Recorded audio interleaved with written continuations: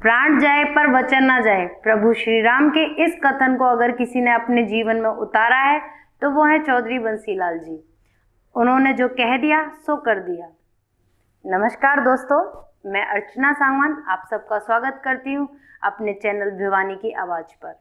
आज हम बात करेंगे चौधरी बंसीलाल जी से जुड़े हुए कुछ रोचक किस्सों के बारे में। पूर्व मुख्यमंत्री चौधरी बंसीलाल जी बात के धनी थे। उन्होंने जब भी किसी से कोई वादा किया तो उसे पूरा किया, लेकिन प्रदेश के हितों से कभी भी कोई समझौता नहीं किया।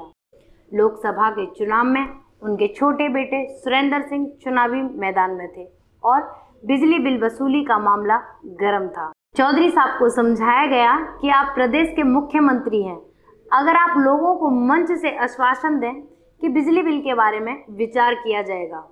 लेकिन जैसे ही बंसीलाल जी घंटाघर चौक स्थित चुनावी मंच पर पहुंचे तो उन्होंने अपने भाषणों की शुरुआत कुछ इन्हीं शब्दों से की कि भले ही सुरेंद्र सिंह लोकसभा का चुनाव लड़ रहे हैं, लेकिन प्रदेश के हित की कमान मेरे हाथ में है।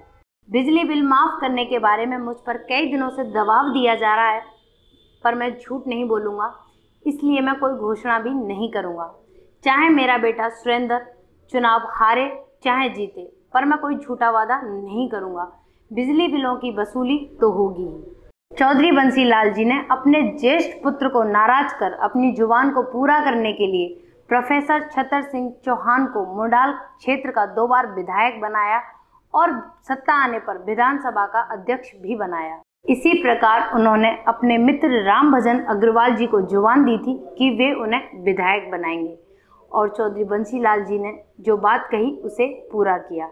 बाबू रामभजन अग्रवाल जी को विधायक ही नहीं, अपने मंत्रिमंडल में पर्यटन व गृह राज्य मंत्री का पद भी दिया। चौधरी बंसीलाल जी अपनी बेबाक शैली के लिए सदैव चर्चित रहे हैं और लोगों का विश्वास उन पर कायम रहा। एक बार एक महिला काफी दिनों से उनके निवास पर पति की सजाए मौत को माफ करवाने के लिए प्रतिदिन आवेदन करती थी, लेकिन उनके स्टाफ के लोग उस आवेदन पत्र को बंसीलाल जी तक पहुंचने नहीं देते थे।